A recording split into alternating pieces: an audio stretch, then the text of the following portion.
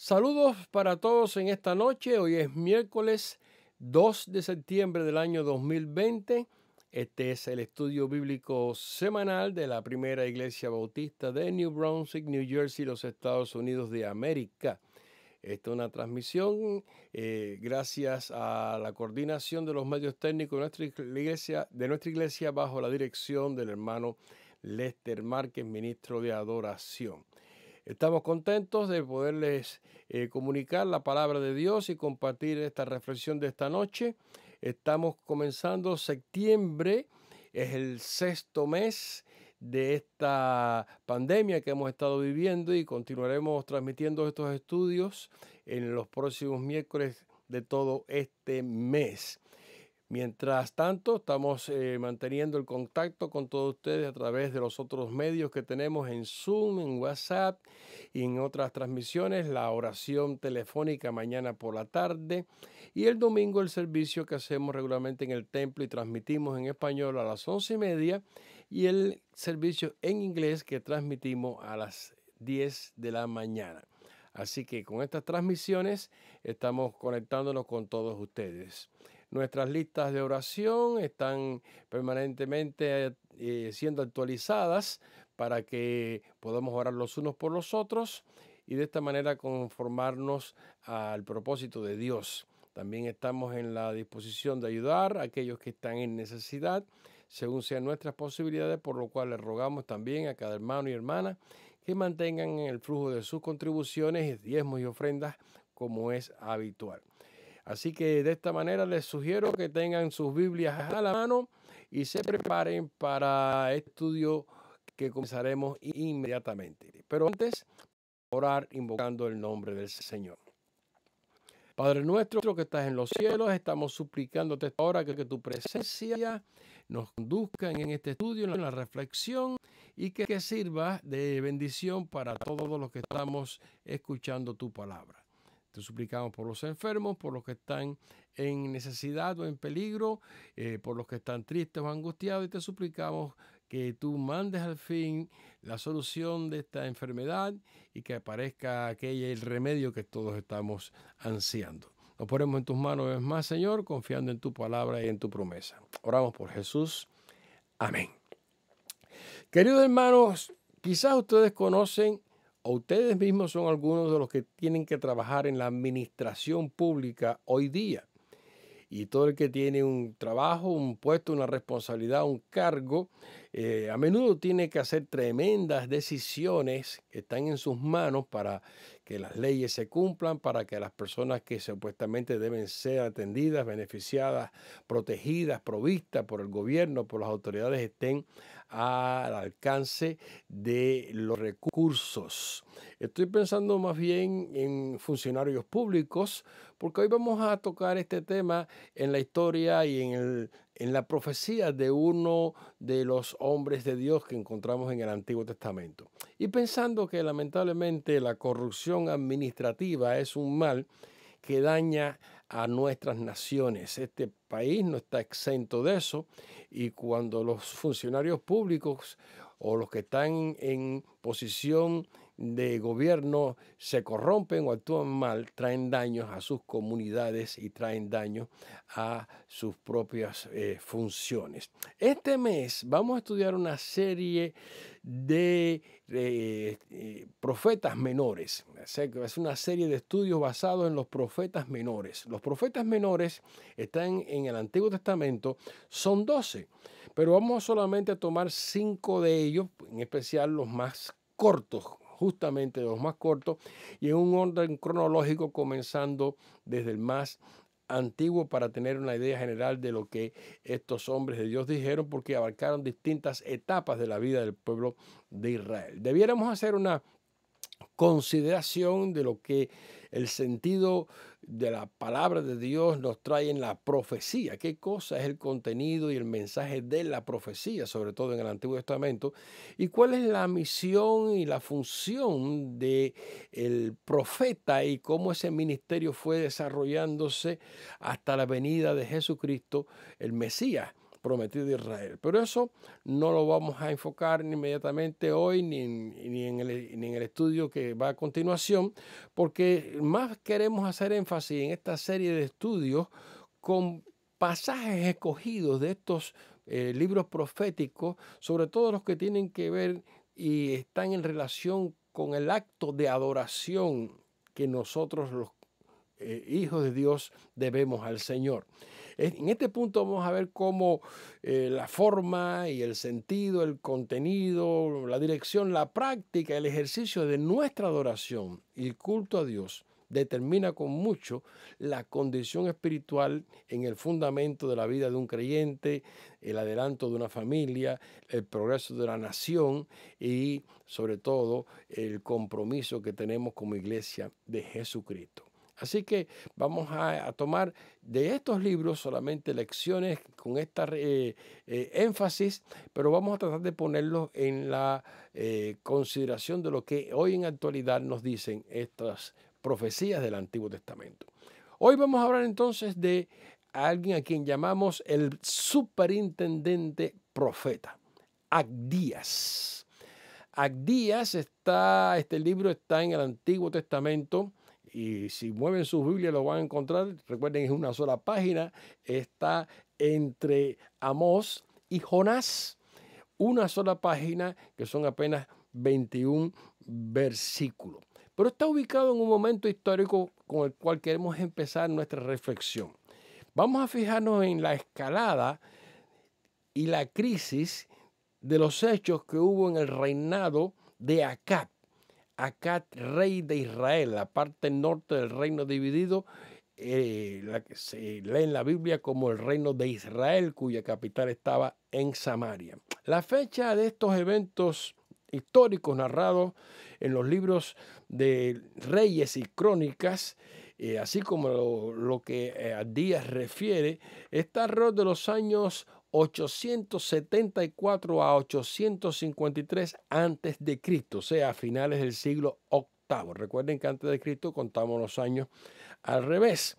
La nación de Israel estaba en franca decadencia espiritual y aunque todavía el gobierno del rey Acab parecía fuerte y parecía estable, realmente el reino de Israel estaba totalmente corrompido administrativa y espiritualmente, desde el propio rey hasta muchas de las autoridades religiosas de aquella época. De hecho, el rey Acab, con tal de entrar en este tipo de contubernio con otras circunstancias sociales, económicas, culturales de aquella época, se casó con aquella perversa mujer idólatra que se llamaba Jezabel, que no era hebrea, cuya historia está en el primer libro de Reyes, capítulo 16, versículos 29 al 33, que ahora no vamos a leer. Pero en aquella circunstancia histórica en que estaba viviendo Israel, Dios decide darle una oportunidad todavía para que se arrepintieran y para que fueran reparados y restaurados en su relación con Dios. Y para eso Dios envió profetas. De esta época es que conocemos al que podemos llamar el más significativo profeta de toda la antigüedad. Y este es Elías. Para mí, Elías es uno de mis personajes preferidos del Antiguo Testamento. Y en ese tiempo del rey Acab, Dios usó activamente a Elías. Pero él no fue el único que recibió el espíritu de la profecía para anunciar la palabra de Jehová ante las autoridades del gobierno y la religión oficial. Si abrimos la Biblia en 1 de Reyes, capítulo 18, versículos 1 y 2, vamos a leer entonces en la versión nueva internacional de esta manera la circunstancia en que va a aparecer Elías y también Abdías. Dice 1 de Reyes 18, 1 y 2. Después de un largo tiempo, en el tercer año, la palabra del Señor vino a Elías y le dio este mensaje: ve y preséntate ante Acab, y que voy a enviar lluvia sobre la tierra. Así que Elías se puso en camino para presentarse ante Acab. En Samaria había mucha hambre. Hay toda una historia que está precedente a este momento en que Elías va a encontrarse con Acab, que no era la primera vez, pero como no estamos hablando de Elías, sino a Díaz, vamos a darnos cuenta que en esta crisis que estaba ocurriendo, Elías está atendiendo a la orden de Dios y asumiendo la grave situación que había en Samaria, la capital del reino. Ya ven lo que dice el texto, que había hambre porque hacía 3 años que no llovía por sanción de Dios contra la idolatría de su pueblo. Pero en ese relato entonces que encontramos que Elías se encuentra con Abdías, y Abdías era el mayordomo de la casa de Acab.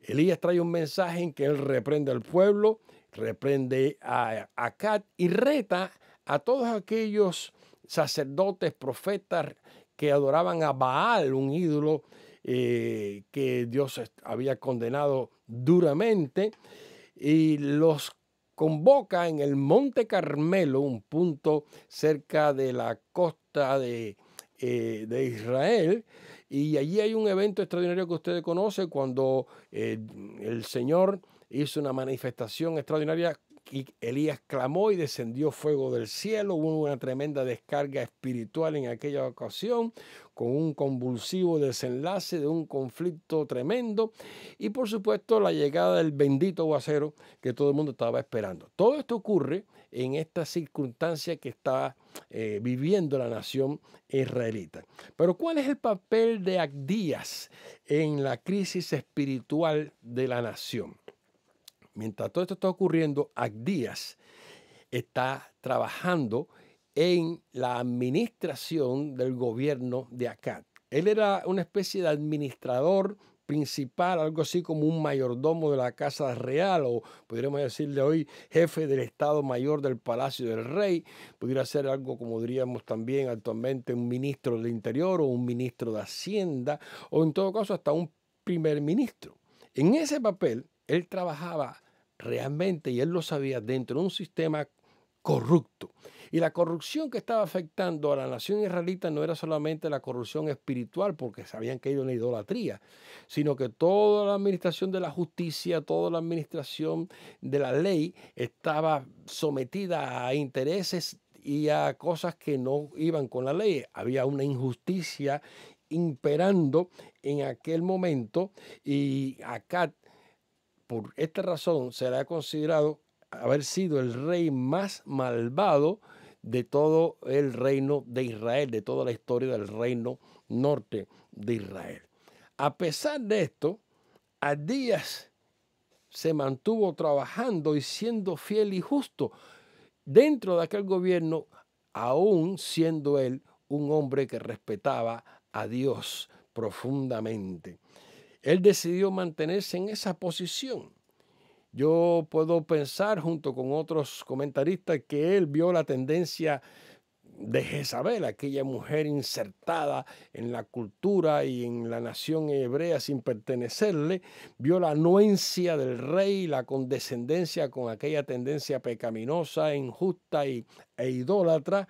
Él vio la corrupción espiritual y administrativa que estaba presente en todas las instancias del gobierno, y él se dio cuenta de las consecuencias económicas y sociales que el pecado atraía sobre el pueblo, dándose cuenta el peligro que había para los que eran fieles, los profetas que eran leales, los sacerdotes que servían realmente al Señor.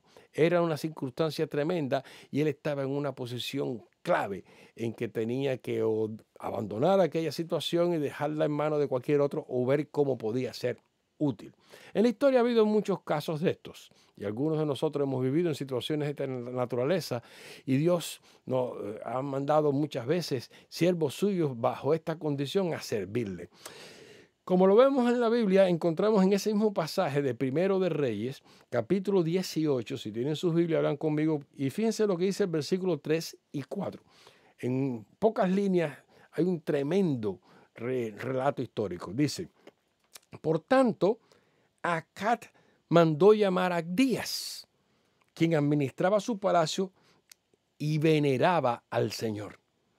Como Jezabel estaba acabando con los profetas del Señor, Abdías había tomado a 100 de ellos y los había escondido en 2 cuevas, 50 en cada una, y les había dado de comer y de beber.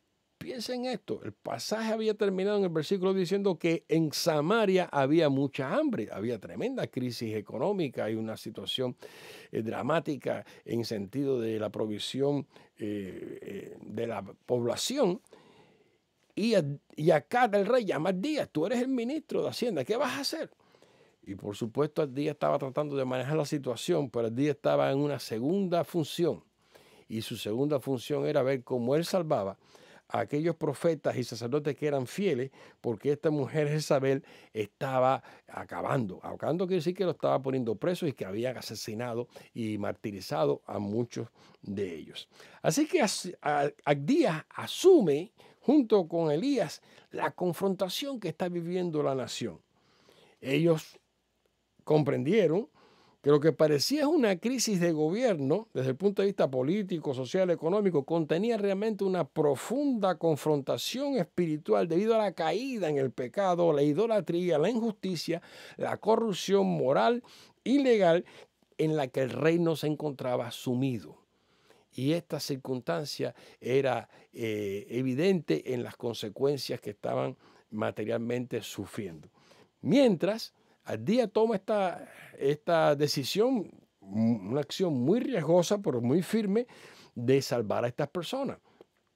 ¿Qué hizo con estos hombres? Los puso en lugares escondidos, en cuevas, dice allí, los alimentó, los proveyó, les proporcionó asistencia para que ellos pudieran escaparse de la mano de esta mujer que estaba socavando el reino y de la anuencia con la que el rey Acab lo estaba permitiendo. Así que fueron salvos, según dice la versión 60, de esta manera, por alguien que reverenciaba mucho al Señor. O sea que el espíritu de adoración, el sentido de culto, el sentido de compromiso en servir al Señor que tenía aquel hombre, le dio una posición de conmiseración, de acción, de pasión y autoridad para proteger a aquellos hombres. ¿De dónde partía pues entonces la decisión de Abdías de involucrarse en esta acción?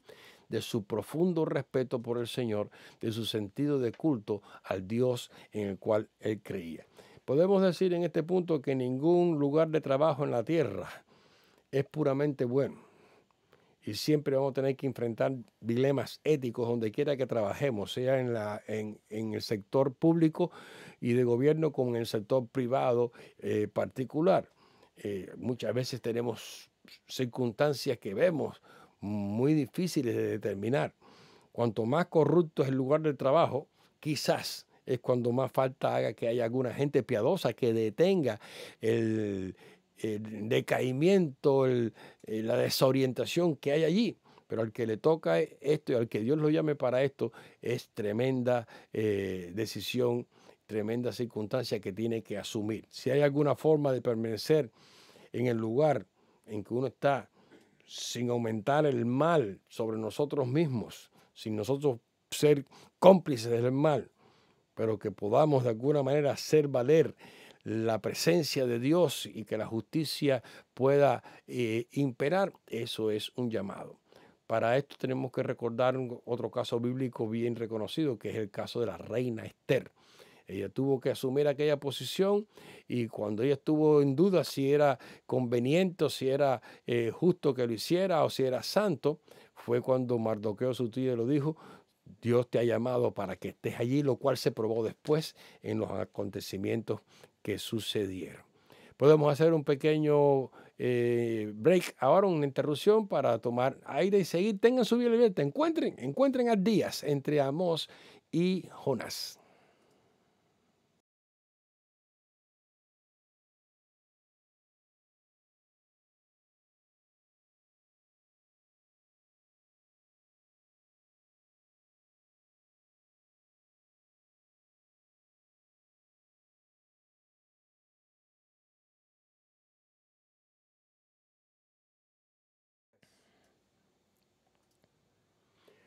Continuamos con nuestro estudio esta noche en el libro de Abdías y vamos a tratar de ver el mensaje de Abdías, el profeta superintendente para nuestro tiempo. Este libro no solo es el más corto de todos los profetas menores, sino que es el libro más corto de todo el Antiguo Testamento. Apenas tiene 21 versículos. Si usted lo lee en voz alta, podría leerlo apenas en 4 minutos. Abdías, como hemos dicho anteriormente, era el superintendente del gobierno de Acab. Y este Abdías es el que escribe esta profecía. La argumentación del pueblo hebreo, de los estudiosos hebreos, es que este Abdías ha escrito sobre Edom y eso es lo que lo pone en condición de ser un profeta muy antiguo. Posiblemente de todos estos profetas, él es el más antiguo cuyo libro aparece. Y en su escrito no hay ninguna referencia a Elías ni a lo que sucedió después en Carmelo y a la lucha con Jezabel, la perversa esposa de Acab. El libro de Abdías se está refiriendo a algo que posiblemente fue anterior y por eso lo consideramos un profeta muy antiguo, porque incluso otros profetas posteriores cuyas fechas están confirmadas usan las mismas palabras de Abdías. Y es que el libro comienza de esta manera sencilla: visión de Abdías, punto. Y inmediatamente dice que va a hablar acerca de Edom. Edom era una nación limítrofe con el reino sur y Edom se alió, o sea, Abdías que declara como el pueblo del norte, el reino de Acab, se alió con los edomitas para atacar al reino del sur, a Judá. En ese tiempo se habían enemistado y eran enemigos el reino norte y el reino sur de Judá. Los edomitas llegaron a atacar a Jerusalén y saquearon Jerusalén y el templo de Jerusalén, pero no lo destruyeron todo como lo hizo después Nabucodonosor. Por eso no creemos, igual que la crítica hebrea, de que Abdías sea posterior, sino que Abdías es precisamente uno de los más antiguos de estos profetas hasta el día de hoy. Sin embargo, siguiendo nuestro propósito de enfocar pasajes del texto que tengan que ver con el fundamento de la adoración y la firmeza de la fe, en medio de todas estas confrontaciones y todas estas contradicciones espirituales en que vivimos, vamos a tomar solamente unos versículos y unas porciones del texto para nuestra reflexión de hoy. Fíjense en el libro de Abdías, los versículos 3 y 4, dicen así: tu carácter soberbio te ha engañado, como habitas en las hendiduras de los desfiladeros, en la altura de tu morada, te dices a ti mismo: ¿quién podrá arrojarme a tierra? Pero aunque vueles a lo alto como águila y tu nido esté esté puesto en las estrellas, de allí te arrojaré, afirma el Señor. Edom era una nación incrédula, una nación rebelde contra Dios. Edom había tenido la posibilidad de ser una nación que respetara a Jehová y que se uniera al culto del Dios de los cielos, pero la arrogancia y la soberbia de aquella nación lo había puesto en una posición muy distante del propósito de Dios. Y la soberbia y la arrogancia que se oponen al Señor omnipotente hace rebelde a aquel que se siente capaz o piensa que puede enfrentarse con Dios. Así es como el libro se introduce, diciendo que el Señor omnipotente dice acerca de Edom estas palabras. Y este mensaje sirve para nosotros hoy, porque aunque está apuntando a Edom como nación incrédula y rebelde, y dijimos, tiene que ver con la situación actual que hoy estamos viviendo. Hoy día mucha gente soberbia, arrogante, que piensan que pueden oponerse a Dios, que piensan que pueden destronar a Dios o desalojarlo de la vida de la humanidad, van a ser por el Señor reprendidos de esta manera, y la advertencia llega a todos ellos. Pero en el caso de la historia del pueblo hebreo, Edom fue un enemigo constante, y de esta manera otros profetas hablaron mucho en contra de los edomitas, porque llegaron, como dije, a saquear el templo de Jerusalén. Hasta el día de hoy se cumplió la profecía que está escrita allí. Edom desaparecía y Edom no vino a ser nunca más una nación. Hoy día no existe nada que sea descendiente de Edom. Quienes no adoran a Dios y además de esto asaltan y agreden a los que adoran a Dios, van a ser juzgados más pronto que tarde en la ira del Señor, y en la marcha de la historia van a ser desalojados. No se puede ir en contra de Dios, porque el que va en contra de Dios, como le dijo el Señor Jesús a Pablo, duro te dar cosas contra el aguijón. Así que la primera observación es que la adoración que debemos a Dios no la podemos sustituir con ninguna otra cosa, porque Dios no va a tener como bueno que enfrentemos y ataquemos a la adoración de nuestro Dios. Más adelante, en el versículo 15, la primera parte del versículo 15 y el 17, siguen diciendo de esta manera: cercano está el día del Señor contra todas las naciones. Y el 17, pero en el monte de Sión habrá liberación y será sagrado. El pueblo de Jacob recuperará sus posesiones. Aquí se anuncia el día del Señor o el día de Jehová, que es un tema constante en todos los profetas. El propio Jesús usó este concepto del día en que el Hijo del Hombre se habría de manifestar, el día de Dios. Y se refiere al momento y al modo en que Dios hará que todas las cosas regresen al control de su reino, el reino de los cielos, y que se efectúe el juicio sobre toda la humanidad y sobre todo el mundo espiritual. Esa es la marcha del proceso histórico en que estamos hoy día, porque no se ha detenido el propósito de Dios de llevar todas las cosas al dominio, a la reestructuración y la regeneración de un mundo nuevo. En el caso de la nación hebrea, esta advertencia relativa al juicio por idolatría tenía que ver con la insolencia de aquella nación edomita, pero era una tremenda amonestación para Israel, porque Israel estaba cayendo en la idolatría. El reino norte de Acad estaba permeado por aquella mujer que había introducido un montón de sacerdotes y profetas de esa religión vana y altares e ídolos de todas clases, y el reino de Judá, con capital en Jerusalén, no estaba exento de esa contaminación idolátrica. Sin embargo, en el texto de Actías, como en la mayor parte de todos los profetas, siempre hay un punto de esperanza. La bondad y la misericordia del Señor están aún ofreciendo una promesa de libertad sagrada. Por eso dice allí que el pueblo de Jacob recuperará sus posesiones y que el Señor mandará liberación y hará que sean sagrados, santos para Él. ¿Qué quiere decir estas cosas?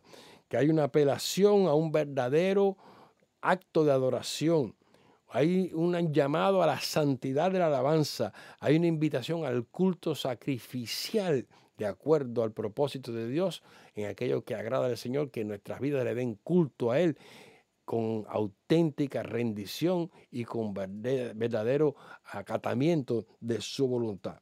Los resultados de esto no son solo espirituales. Los resultados de esta actitud son también morales y materiales, porque Él lo ha prometido. Conforme los que se oponen y desprecian y atacan en la adoración de Dios reciben las consecuencias dañinas en sus propias vidas, los que prefieren, optan por venerar al Señor, como en el caso de Abdías, aún tomando riesgo, agradan a Dios y reciben la bendición espiritual, material y moral en sus corazones. Llegando a la conclusión, hermano, la culminante visión de este profeta nos brinda respuestas para preguntas que hoy día nos acosan. Hoy día hay quien puede preguntar, ¿será que en este mundo no existe la justicia? Parecería que no hay justicia en este mundo más nunca. ¿Se habrá Dios retirado de la historia de los hombres? ¿Será que ya no hay verdad y que la injusticia ha vencido? Y algunos llegan al momento de pensar de que hemos sido abandonados por Dios.